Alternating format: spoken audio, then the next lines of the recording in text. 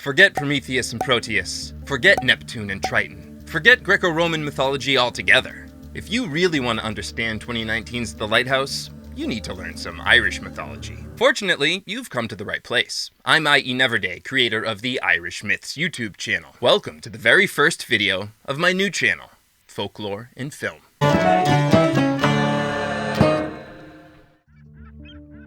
Any self-respecting fan of Robert Eggers' signature brand of folk horror filmmaking already knows that his sophomore effort, The Lighthouse, was inspired by an unfinished Edgar Allan Poe story titled The Lighthouse. It was the last thing Poe wrote before his death in 1849. Structured as a series of diary entries made by the newly arrived lighthouse keeper, Poe's tale ends abruptly after day 3, but not before acknowledging a, quote, peculiarity in the echo, end quote, of the cylindrical walls, and calling the structural integrity of the lighthouse into question. Screenwriter Max Eggers tried, and failed, to expand Poe's proto-story into a screenplay. That's when brother Robert Eggers stepped in with a seemingly historical account of a pair of quarreling lighthouse keepers, both named Thomas, who were stationed together on a small rocky island off the coast of Wales. One of the Thomases died in a freak accident, and the other, fearing he'd be accused of murder, stored the body in a makeshift coffin. But then a storm ripped the coffin apart, and the wind made it seem like the dead Thomas's arm was waving at the alive Thomas. As a result of this ordeal, dubbed the Smalls Lighthouse Tragedy, the surviving Thomas understandably went insane, and in 1801, British lighthouse policy was officially changed to require 3 keepers to be stationed at each lighthouse station instead of the usual 2. Clearly, such a policy had not been adopted in 1890s New England, the setting of the film. In my mind, The Lighthouse hinges on a single line of dialogue, and I think we all know what that line is. "You're fond of me lobster, ain't ye? I seen it, you're fond of me lobster, say it!" Wait, no, I meant bad luck to kill a seabird. Yeah, apparently killing seabirds is a major nautical no-no. This according to one poem by Samuel Taylor Coleridge, 1798's The Rime of the Ancient Mariner, which details the exploits of a sailor who kills an albatross with a crossbow, an act that arouses the wrath of a spirit, quote, from the land of mist and snow, end quote. The weather takes a turn, and death eventually claims the souls of all the sailors, save the titular mariner, whose soul is won, via dice toss, by a red-lipped, blonde-haired, pale-skinned woman dubbed the Nightmare, Life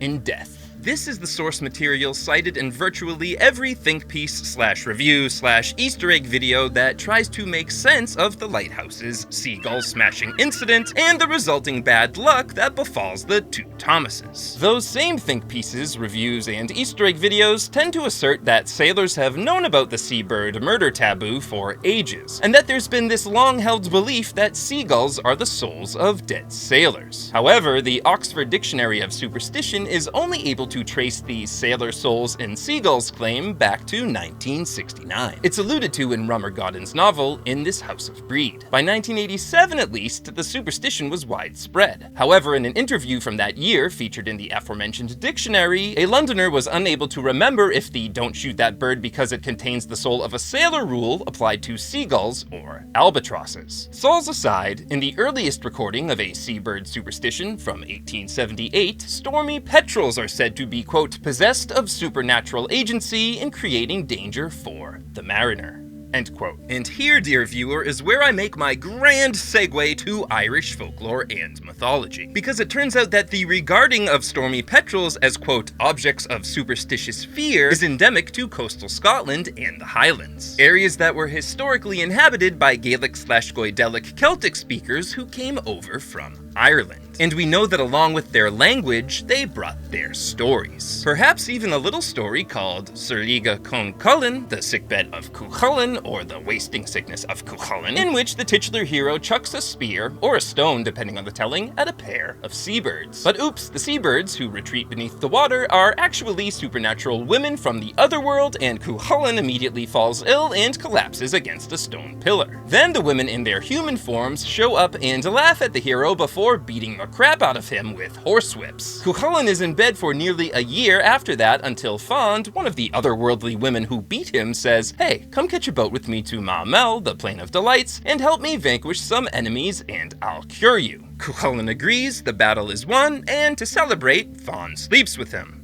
and then she falls in love with him, which is problematic because Chulainn is married to Emmer and Fand is married to Manannán mac Lir, the Irish sea god. It should also be noted that Chulainn is described as follows in this story. Quote, "When his mind was angry with him, he was accustomed to draw in one of his eyes so far that a crane could not reach it in his head."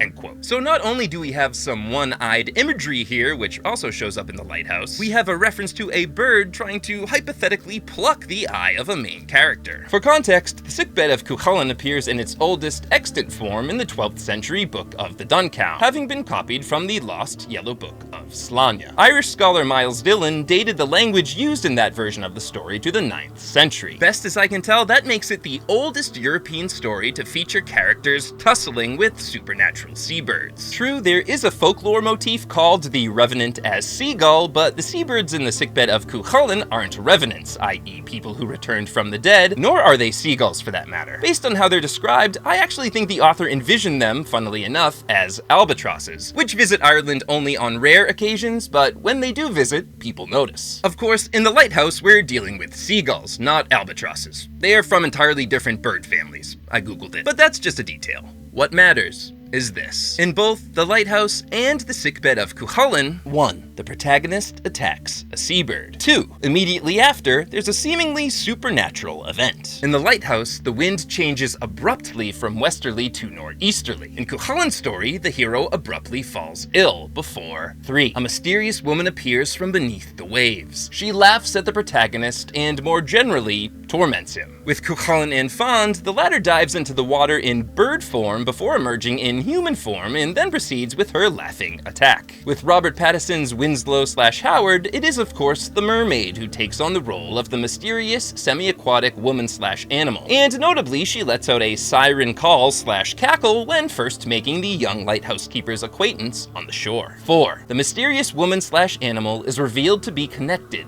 to a sea god. Fand, of course, is married to Ireland's chief sea god, the otherworldly ruler Manannán. As for the mermaid, look, hear me out. Willem Dafoe's Thomas Wake, in addition to briefly taking on a sea god-esque appearance, makes references to Neptune, Triton, the Sea King, and the Dread Emperor. Perhaps he is deliberately name-dropping his own names in these situations, giving hints. Wake also mentions harpies, which in Greco-Roman mythology, damn it, I vowed not to mention that, are human-bird hybrids that personify storm winds. And what's especially interesting is that Wake talks about harpies in the context of them feeding on his fellow lighthouse keeper's corpse. And we do see seagulls making a buffet of Pattinson's character at the end of the film, implying both that Wake perhaps had a foreknowledge of his demise and that the seagulls aren't normal gulls, but harpies, or harpy-esque beings, perhaps working in the service of Defoe's sea god character. Or what if the mermaid is actually the same entity or has the same soul as the seabird that Winslow/Howard killed? This is something that happens all the time in Irish mythology. Characters adopt the forms of different animals, extending their lives. For example, over the course of several centuries, the mythical Chulainn mac Carroll is reborn as a stag, then a boar, then a hawk, then a salmon, then a woman eats the salmon, gets pregnant, and gives birth to Chulainn as a human. Don't you just love Irish mythology? But I digress. Of course, Fand transforming between bird and woman in the sickbed of Chulainn also gives off harpy vibes. And I can't stress enough the detail that after getting pierced through the wing with Chulainn's spear, Fand, as a seabird, dives into the water before taking on her human form. There's a parallel there if we assume the seagull in a lighthouse, after getting Hulk smashed, is reborn in her more humanoid mermaid form, and like Fand, she must emerge from the water. Am I reaching?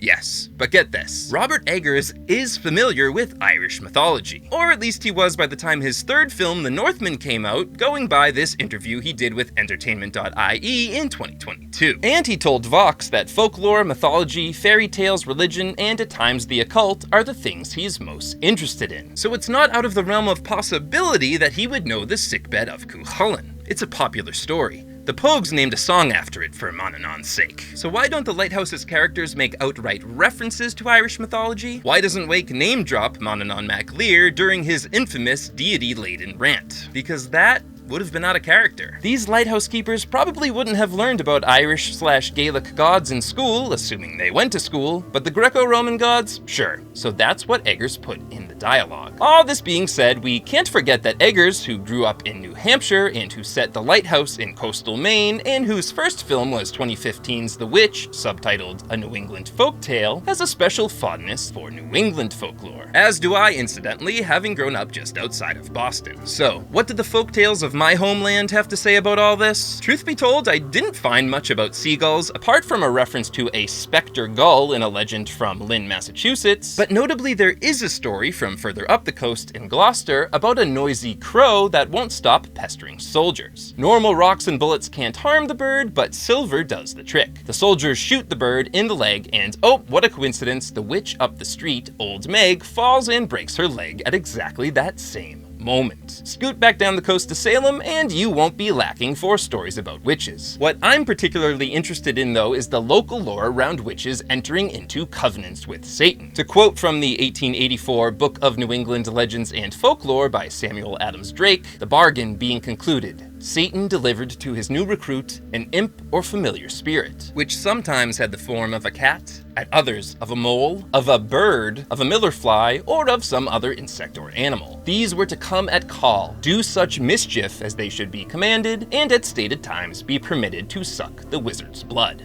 End quote. Okay, did Eggers pull a fast one on us? Is the Lighthouse really just The Witch Goes to Summer Camp? With Willem Dafoe as Satan, the mermaid a witch who has entered into a covenant with Satan, and the seagulls are the mer-witch's familiars, whom she commands to do mischief. And while they don't suck her blood, in the end those gulls do get several billfuls of the red stuff courtesy of the aforementioned Lighthouse Keeper buffet. Now, to be clear, Eggers always intended the Lighthouse to be obscure and ambiguous. He's said that in interviews. But having recently visited the tallest lighthouse on the west coast of North America, I think I've cracked it. I've concluded that many of the film's folk horror elements were hallucinated by one of, or both of, the main characters. You see, at the Lighthouse Museum, they had a genuine Fresnel lens on display, and they had a big metal tub, which used to be filled with Mercury. That was Augustin Fresnel's huge innovation in lighthouse lens spinning technology, floating a lens in a mercury bath, thereby creating a near frictionless environment. The only downside to Fresnel's mercury float is that it requires lighthouse keepers to regularly adjust the levels of the liquid mercury in the bath. I think you see where I'm going with this. Mercury can be absorbed through the skin, and it can rise as a vapor and be inhaled, which means if you're a lighthouse keeper maintaining one of these mercury flotation systems, quote, mercury poisoning can easily occur.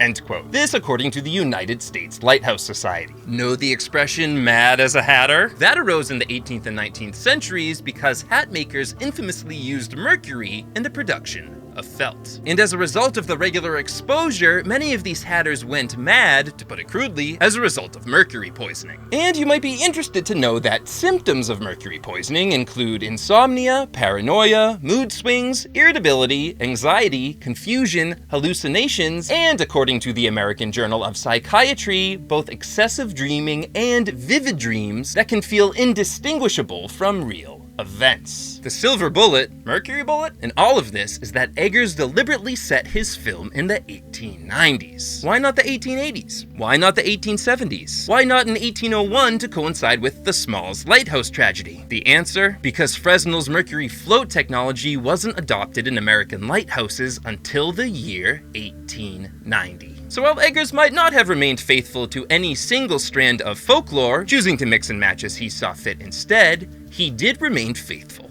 to history. And if you enjoyed learning about the folklore in 2019's The Lighthouse that everyone missed, please leave a like, and one of the best things you can do is subscribe. As always, my name is I.E. Neverday, editor of the Celtic fantasy short story anthology Neon Druid, and creator of the Irish Myths YouTube channel. Thanks for coming out.